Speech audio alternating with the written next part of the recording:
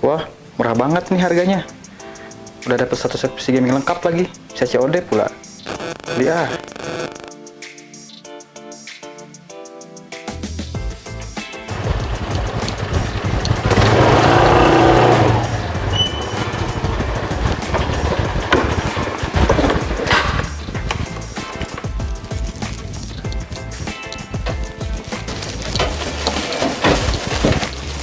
Isi paket. Paket. Ya bang, bentar.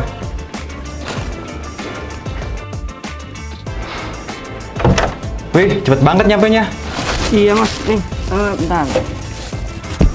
Untuk rincian harganya sesuai yang main di HP-nya ya. Oh iya mas, saya cek dulu ya mas. Oke.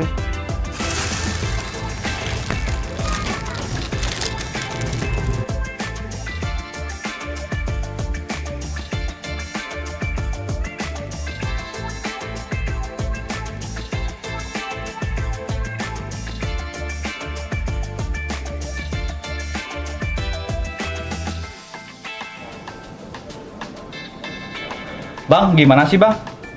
PC-nya nggak bisa dipakai nih. Kata selnya ini PC gaming bang. Tapi kok nggak bisa dipakai? Pasti abang bawanya nggak bener kan? Ya mana saya tahu, masnya kalian gaptek. Enak aja gaptek, abang aja yang bawanya nggak bener kali. Kalau gitu saya nggak mau bayar bang. Tolong balikin ke selnya lagi. Ini bang. Tapi kok nggak bisa dipakai? Pasti abang bawanya nggak bener kan? Ya mana saya tahu, masnya kalian gaptek. Enak aja gaptek. Ada apaan sih itu? Marah-marah? Kalau gitu saya nggak mau bayar bang. Tolong balikin ke selnya lagi. Sebentar mas, sabar, jangan marah-marah dulu. Coba mas cek lagi, isinya apa yang patah dalam rusak. Nggak ada sih mah kalau pada rusak mah. Nah, berarti bukan salah abangnya. Emang mas beli spek yang seperti apa? Kalau speknya sih tulisannya PC gaming. Oh, ini mah mas speknya tidak sesuai sama game yang mau dimainin. Tuh mas, dengerin. Seharusnya. Nah, coba nih, lihat videonya. Assalamualaikum warahmatullahi wabarakatuh. Semoga kawan-kawan dalam keadaan sehat semua.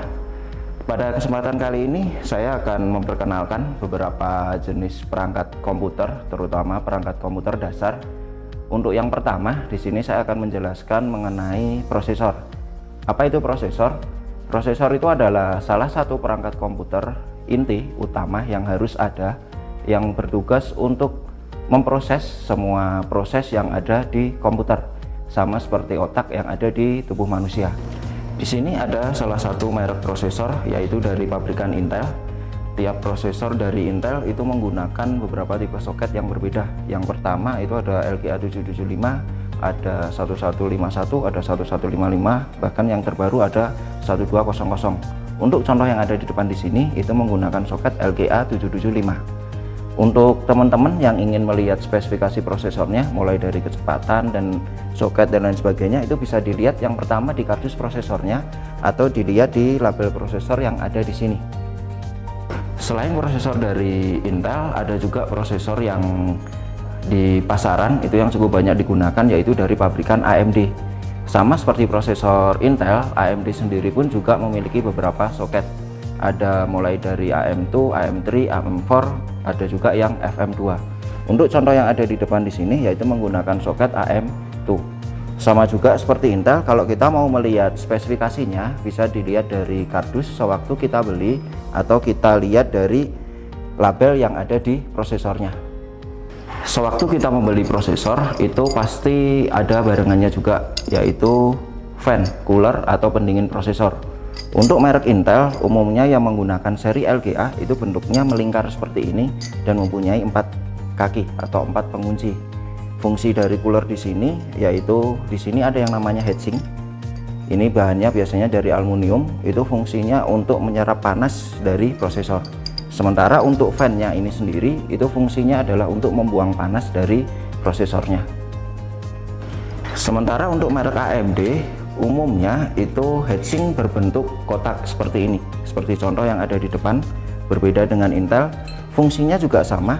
Heatsink yang ada di sini itu fungsinya untuk menyerap panas, fan yang ada di sini itu fungsinya untuk membuang udara panas yang ada di prosesor. Selanjutnya di sini ada yang namanya motherboard. Motherboard ini ada juga yang menyebutnya mainboard atau papan utama. Ini adalah satu perangkat utama juga dari komputer yang fungsinya adalah untuk menancapkan semua perangkat yang ada di komputer itu dihubungkan jadi satu menggunakan motherboard. Untuk motherboard sendiri itu sama seperti prosesor, yaitu ada dua tipe, terutama dari soketnya, karena tiap motherboard, kalau motherboard digunakan atau dibangun menggunakan teknologi atau soket untuk Intel itu tidak bisa digunakan untuk AMD, begitu juga untuk sebaliknya. Jadi sebagai contoh di sini ada motherboard untuk soket Intel. Di sini bisa dilihat bentuk penguncinya seperti ini. Ini menggunakan soket LGA 775, sehingga ini nggak akan bisa juga dipasangkan untuk soket dari AMD. Selain soket yang ada di sini, motherboard sendiri itu juga ada bagian yang namanya slot RAM atau slot memori. Yang ini digunakan nanti untuk memasang dari memorinya. Selain ini ada juga beberapa port yang lain. Di sini ada port power, dua power tambahan juga. Di sini ada beberapa slot PCI dan PCI Express. Ada slot SATA untuk menghubungkan dengan hard disk atau optical drive. Ada juga front panel yang ini nanti akan terhubung dengan tombol casing termasuk LED. Dan yang terakhir itu ada di bagian back panel. Yang ini nanti akan terhubung dengan perangkat yang ada di luar komputer. Contohnya di sini ada PS2 yang nanti akan terhubung dengan mouse, ada VGA, USB, Ethernet atau LAN card dan juga audio. Selanjutnya, selain motherboard dari Intel, itu ada juga motherboard yang dibangun khusus untuk soket AMD. Contoh yang ada di sini, ini adalah soket untuk AMD yang dengan tipe AM2. Yang membedakan antara motherboard Intel dan motherboard untuk AMD hanya soketnya. Sementara untuk slot yang lain, contohnya untuk slot RAM, slot PCI, SATA dan lain sebagainya, termasuk back panel, ini sebagian besar sama. Hanya yang membedakan mungkin nanti mereknya. Contohnya ada beberapa merek di pasaran itu yang umum digunakan, ada Asus, Gigabit dan lain sebagainya. Dan untuk fungsinya sendiri itu sama persis, yang membedakan hanya prosesornya saja. Selanjutnya di sini ada yang namanya RAM atau memori, umumnya orang menyebutnya. Fungsi dari memori di sini itu adalah untuk tempat penyimpanan sementara proses. Sehingga mungkin kita tahunya kalau RAM itu biasanya untuk tempat penyimpanan data, tapi kalau RAM yang ada di komputer itu sebenarnya untuk penyimpanan proses.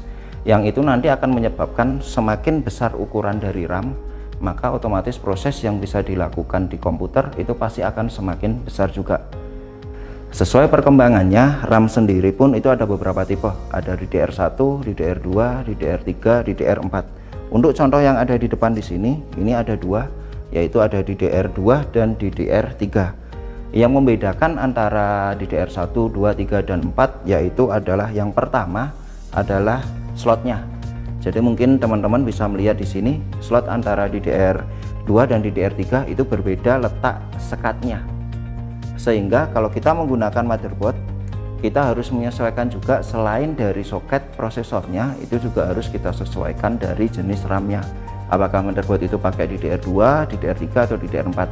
Sehingga tidak bisa kalau kita beli motherboardnya itu RAM DDR3 tapi kita belinya RAM DDR2, pasti nggak akan bisa terpasang juga. Sementara untuk kapasitasnya umumnya itu kapasitasnya sekitar antara 2 GB, 4 GB, 8 GB, bahkan ada yang sudah sampai kapasitas 32 GB.